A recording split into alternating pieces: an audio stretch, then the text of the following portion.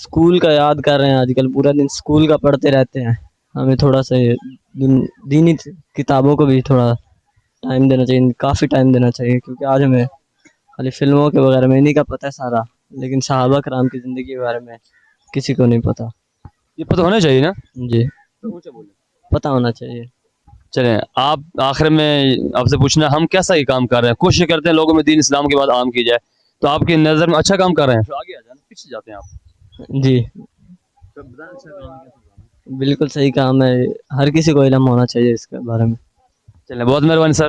آخر میں یہ ہے کہ آپ سے پوچھنا ہے کہ آخر میں کوئی پیغام دے ہمارے سننے والوں کو کہ ہمیں دین اسلام کی باتیں سیکھنی چاہیے، کہ اس کے لیے کیا کوشش کرنی چاہیے.